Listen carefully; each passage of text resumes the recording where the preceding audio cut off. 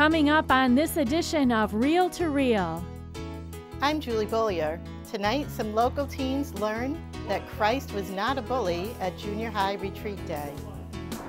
I'm Steve Kiltonic. I'll have the story of the Irish famine, also known as the Great Hunger. A museum here near Quinnipiac University is committed to educating the public on this great human tragedy.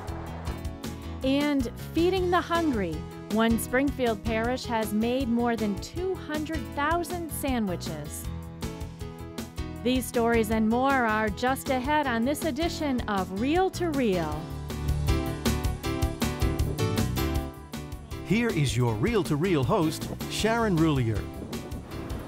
Hello and welcome to Reel, and finally, happy spring. Today we're featuring one of New England's great spring traditions, maple sugaring, as we come to you from the North Hadley Sugar Shack, a family-owned and operated business located on scenic Route 47 in Hadley, Massachusetts, in the historic Pioneer Valley. We'll give you a tour and a virtual sample of syrup coming up in the program. But first, there's a new religious education initiative geared toward junior high age students. And to launch this effort, the first Junior High Retreat Day for those 12 to 14 years old was held on March 8th. Julie Roulier has our story. What does that mean in real life? What was the symbol there for real life? Nearly 200 youth gathered at St. Mary's High School in Westfield to spend their Sunday afternoon on a Lenten retreat, especially tweaked for tweens.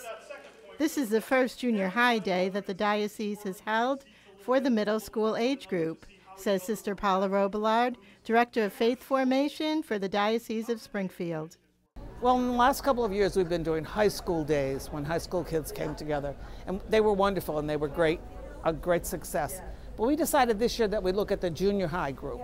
And then I met Kevin, who does this wonderful presentation on bullying, and we said, this is perfect for junior high. So we brought them here not only to listen to Kevin, but we always see this as a twofold thing. One, they get to meet other Catholic kids and know that it isn't just their parish that makes them do these kinds of things, but other parishes throughout the diocese. They get to come together and build a sense of relationship and a sense of community and what it means to be Catholic Christian in today's world. And secondly, they get to learn something, and we're really looking forward to this. Bishop Rosansky joined the youth to kick off the event and even posed for some selfies with the kids. It's so important that in whatever way we can, we put forth our values of being Catholic and of living the Catholic faith. And so this workshop today on bullying helps us in helping our youth to understand really the negative effects of bullying and all that happens, especially to young people, when either they bully another person or when they're bullied themselves. Kevin Dowd, a PhD student in theology and education at Boston College, gave the interactive presentation, which got kids out of their seats and up and moving.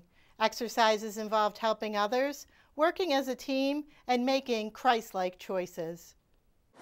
So your task is to get your whole team safely across the river. It's a game called the Raging Radioactive River. It involves teamwork, it involves communication, and then what we do is we disadvantage some of the players. So a couple of the players on each team are blindfolded, a couple have their hands tied or their feet tied together, and the team has to figure out how do we get them across as well. I really like the part where you cross the river because we really trust each other into crossing the river. And what it taught me is that you really don't need to be, it doesn't care if you're blind or you're deaf or you can't speak or you can't walk well, but we all need to help to cross this emotional river that we're about to cross. I'm very glad I came, and I've learned that that we are all special in our own way. God made us in our own way, and I've had to become a better person as a result. It was truly uplifting. The day's activities ended with Christian music, followed by a 5:15 Mass at St. Mary's Church. In Westfield, this is Julie Roulier reporting for Reel to Reel. Well, it looks like this year's Junior High Day was a success, and if you would like more information, you can contact Sister Paula Robillard at 413-732-3175. And in other youth-related news, the Diocese of Springfield has restored the Office of Youth Ministry and is currently accepting applications for this important ministry leadership position. You can learn more at the job postings page on diospringfield.org. The annual Catholic Appeal is now well underway, and there are many ways that agencies funded by the annual Catholic Appeal nourish people. However, the Sandwich Ministry from Holy Cross Parish in Springfield is one that literally feeds those in need. It continues to flourish thanks in part to the ACA. Peggy Weber tells us more. They began with 12 turkey and 12 ham and cheese sandwiches in 2006, and they are now at 204,000 sandwiches and counting. The Sandwich Ministry at Holy Cross Parish continues to thrive and grow and include many people from various walks of life. Every Sunday after the 11 a.m. Mass, volunteers pray, loving God, source of all life, and then get to work. It is truly a finely tuned machine that churns out 400 sandwiches in less than half an hour. Molly Suzuki has been volunteering from the beginning, and she is responsible for making sure the sandwich bags are sealed. I like coming because I like helping getting the sandwiches and other things and foods for the homeless people, because I care about people a lot and I feel very happy by helping. Molly is just one of many who heads over to the St. Michael's cafeteria after the 11 a.m. Mass to help. Truly, all are welcome each week. In fact, one week, Bishop Rosansky visited the parish and then lent a helping hand in the sandwich making. It's so good to see people of so many various age groups coming together, all for one purpose, in making sure that the homeless have something to eat. And it's giving from their hearts, it's giving out of love. Deacon Bill Toller says that the Sandwich Ministry is a direct outgrowth of the Just Faith program at Holy Cross. And it is one that has been a success on many levels. It's convenient. It's right after church, and everybody knows where we are, and I think we try to make it a welcoming experience for people. We work hard at that, and we want people to know that doing the work of the gospel can be fun too. He said the ministry feeds people, but it also nourishes the hearts and souls of the volunteers. Everybody kind of supports one another. Our regular volunteers are welcoming, I think particularly to the students from Cathedral and the students from local colleges, because they see this is the future of our church, and we better be welcoming, and we better give them an experience that is the lived experience of the Gospels. Morgan Harthorne came one Sunday as part of a program with Western New England University. She has continued to come each week. I love it just because it's a great atmosphere, it's great people, and to go downtown and to see the direct change that you're making is really beneficial. She said she enjoys the sandwich making, but is truly impressed when she and a smaller group of volunteers go to Court Square and Worthington Street to distribute the sandwiches. For some people, this is their meal for the week, and I can't imagine being in that situation. And if I were in that situation, I would want somebody just like me to come help out.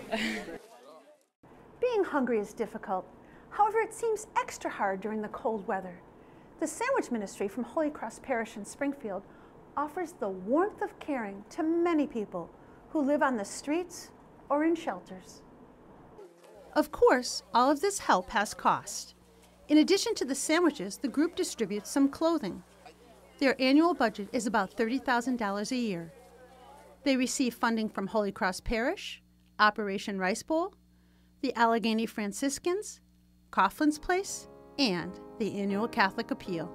It really helps us with critically, we get that ACA donation, and we can look at things like hats and gloves in the winter, which are very, very important. Each week, people are making a difference in the lives of so many people. As a church, we have such a wide reach in bringing to others the presence of Christ in so many ways. And as I'm getting to learn the diocese and going from different places, place to place, I'm seeing the way and the broad outreach that we have. With a dab of mustard and a great sense of caring, The Sandwich Ministry from Holy Cross Parish is helping hundreds each week and sharing Christ's message of love and mercy. For Reel to Reel, I'm Peggy Weber. And we know that the annual Catholic Appeal benefits more than 40 agencies, including Catholic Communications.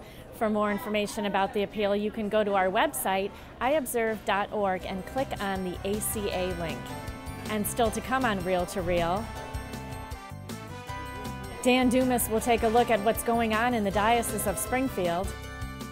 And Steve Kiltonick with a look back at one of Ireland's darkest periods. These stories and more are still to come on this edition of Reel to Reel.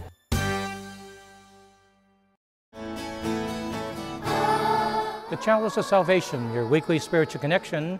I'm Passionist Brother Terrence Scanlon, your Chalice host, inviting you to take time out of your busy life to celebrate God's goodness each Sunday morning. This week we join our friends from St. Patrick's Committee at St. Patrick's Chapel in Holyoke. The Chalice of Salvation, your spiritual connection, Sunday morning at 10, right here on 22 News, WWLP. Butcher, baker, candlestick maker, I didn't care what they grew up to be as long as they were happy. To give up marriage and children just seems like too much to walk away from. He seems to think he's making a real difference in people's lives, and he's so happy. Isn't that what's most important? I never would have imagined our son as a Catholic priest.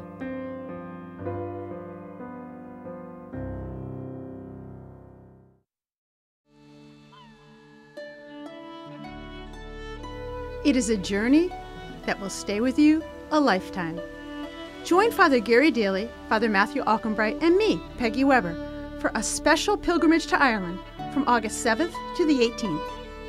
Every day will include Mass and adventure. The trip is sponsored by Catholic Communications and organized through John Paul Pilgrimages and Tours.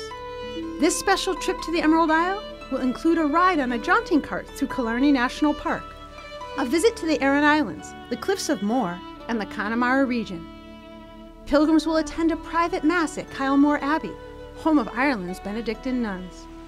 The group also will journey to the Marian Shrine at Knock for a private Mass and prayer. They will travel to the northernmost point of Ireland, Mallinhead, and then journey into Northern Ireland to see the walled city of Derry and the Giant's Causeway. A tour of the Bushmills Distillery is included in the day. Also on the itinerary is a trip to Armagh and the Boyne Valley. And pilgrims will see the ecclesiastical settlement of St. Kevin's in Wicklow, and then tour Dublin. The tour is filling up quickly, so call now. The land of 1,000 welcomes awaits you.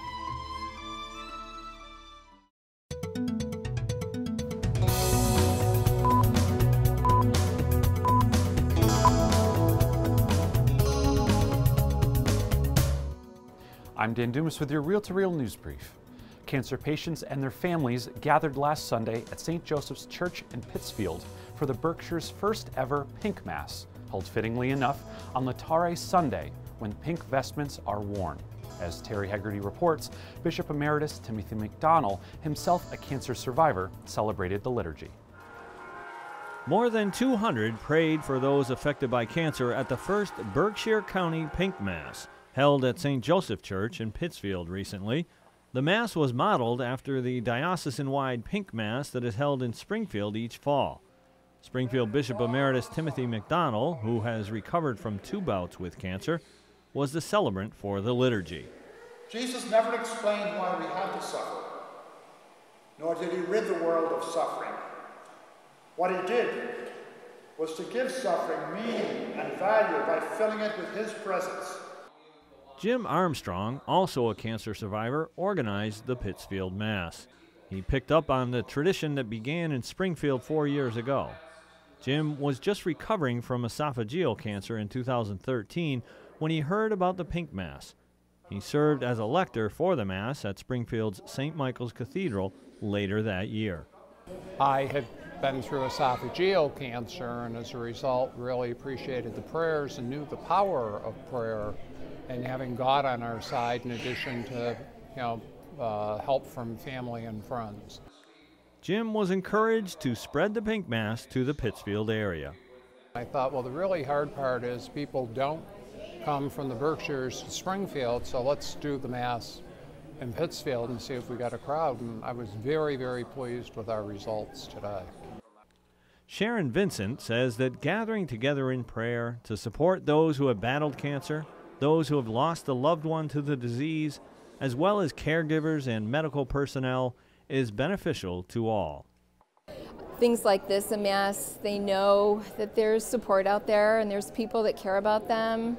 You know, it's just another way of supporting all of them and helping us to remember how important it is to remain strong in your faith and let go and let God. Plans are for the Berkshire County Pink Mass to be an annual event each March. The Diocesan Pink Mass is scheduled for September 12th at 4 p.m. at St. Michael's Cathedral. A fundraising dinner, the Celebration of Hope, is to take place following the Mass. More information is available at celebrationofhope.org. Meanwhile, just over a week ago, Pope Francis announced an extraordinary jubilee, a holy year of mercy, to highlight the Catholic Church's mission to be a witness of mercy. È un cammino che inizia con una conversione spirituale e dobbiamo andare questo cammino.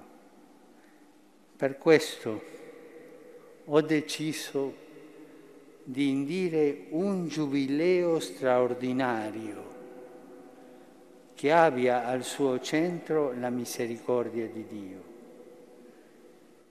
Sarà un anno santo della misericordia. And this extraordinary jubilee is scheduled to begin the first Sunday of Advent of this year.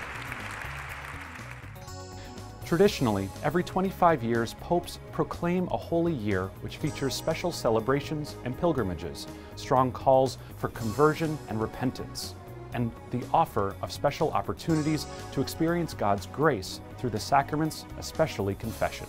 Extraordinary holy years, like the Holy Year of Mercy, are less frequent, but offer the same opportunities for spiritual growth. And you can stay informed on all the happenings here in the Diocese of Springfield and beyond at our news and information website, iobserve.org. There you'll find up-to-the-minute and accurate news in the Catholic Church, both here in the Diocese of Springfield and beyond. That's our news and information website, iobserve.org. I'm Dan Dumas, and that's your Real to Real News Brief. Well, it certainly has been a winter for the record books, and now that spring is officially here, we are so happy to be here at North Hadley Sugar Shack for a sweet taste of this wonderful New England tradition, maple sugaring. And here to tell us more about it is owner Joe Boisvert. Joe, it's good to see that the sap is flowing here. It really is, yeah. It's that wonderful time of year where we're, able to start making this wonderful maple syrup. So it is. We're all excited. Mm-hmm. Now, for folks who aren't familiar with what all goes into producing maple syrup, can you tell us a little bit about it?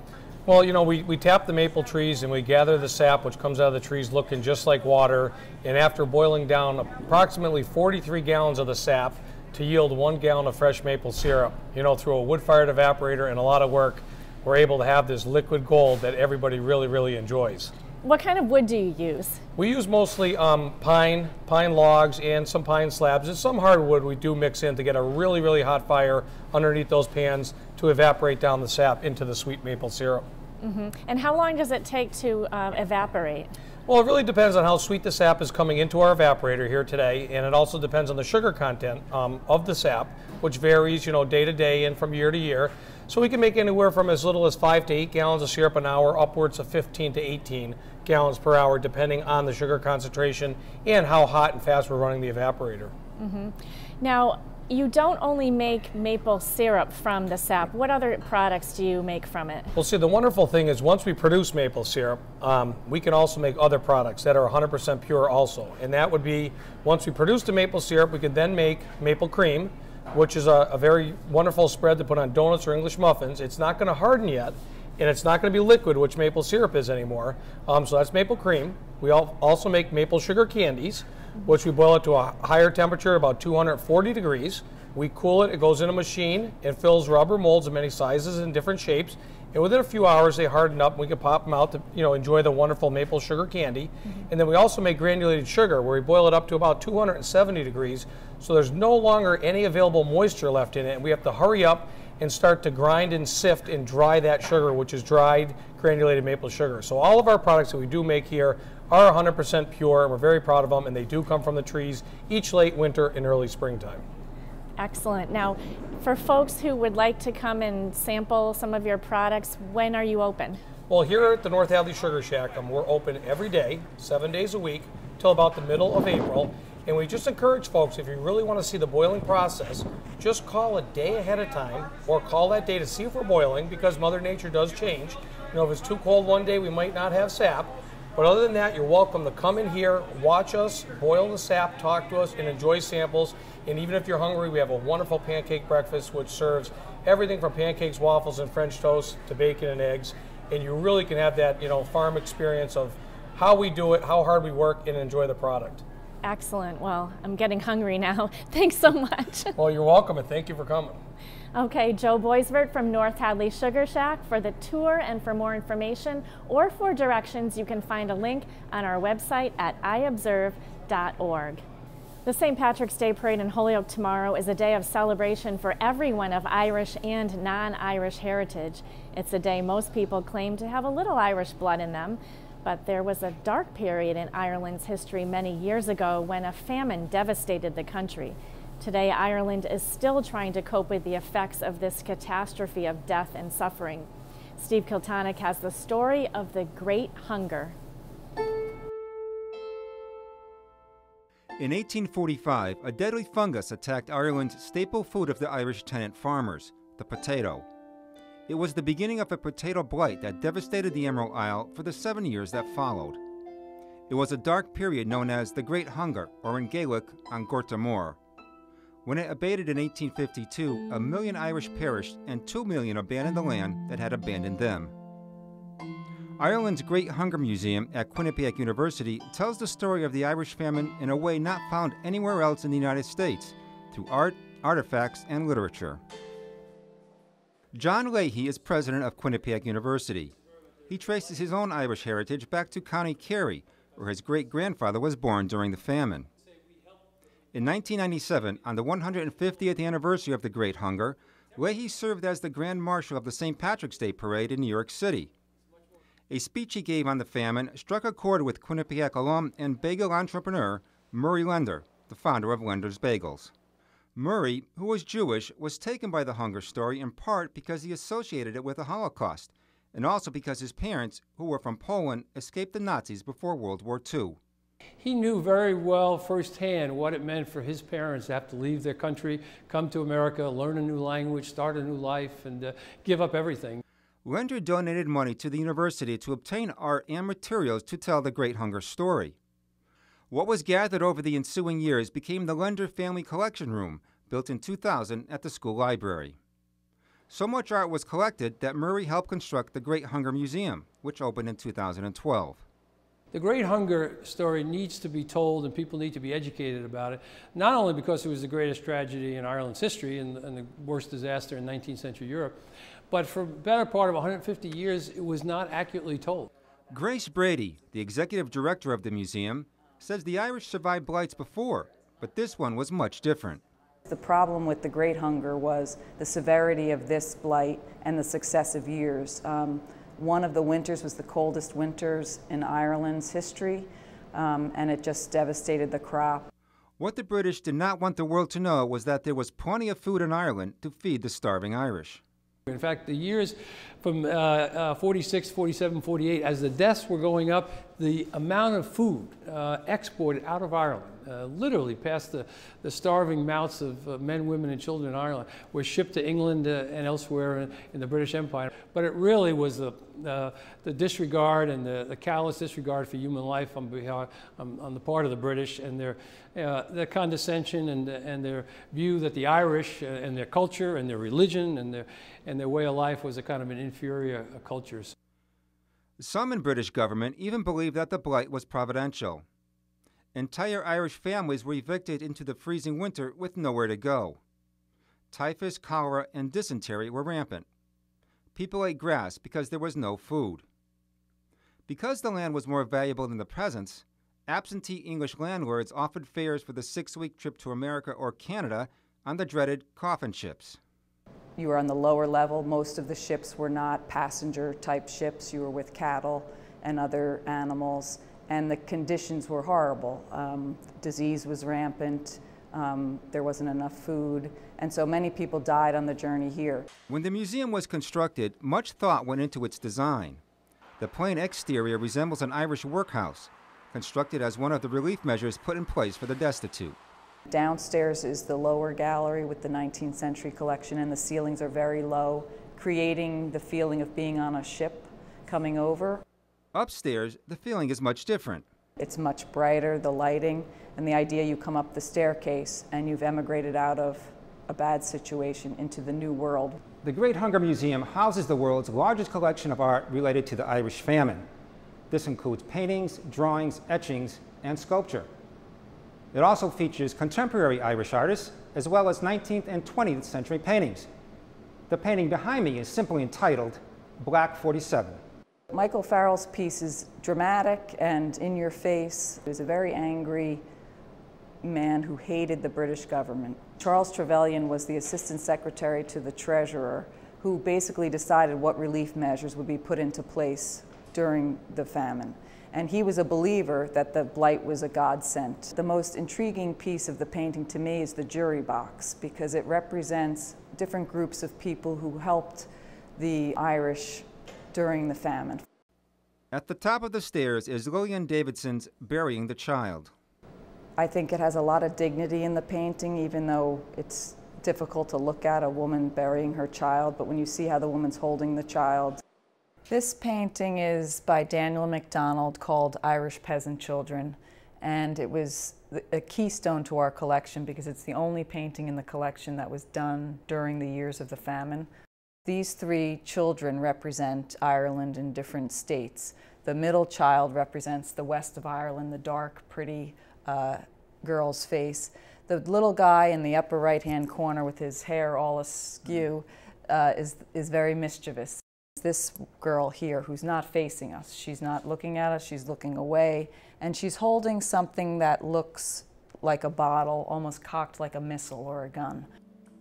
The collection also includes illustrated news documents from 1845 until 1852, which is also part of a database available free of charge to the public. Today, Ireland is still trying to come to terms with the famine. Even to have this level of exposure and recognition and activity related to the Great Hunger is still a little too challenging for the Irish, but I know it will come, and I know the Irish government officials, many of whom have visited this museum, are very proud of what Quinnipiac University has done to commemorate the Great Hunger and to begin educating people about the true causes and consequences of Ireland's Great Hunger. For Reel to Reel, I'm Steve Kiltonic. Some important lessons for sure to be learned from this terrible human rights tragedy. We have a link to the museum on our website at iobserve.org. And finally, remember, this television program benefits from your contributions to the annual Catholic Appeal. There are 40 agencies and services helping the young and old alike who depend on the annual Catholic Appeal, so please consider making your donation. And thank you in advance for your support of the annual Catholic Appeal. And we leave you now with a little Irish music to get you in the mood for tomorrow's parade. And I will see you right back here next week at this same time for another edition of Reel to Reel, your window on the world around you. Have a great week. Reel to Reel is a production of the Catholic Communications Corporation, funded in part by the annual Catholic Appeal, and the support of you, our faithful viewers.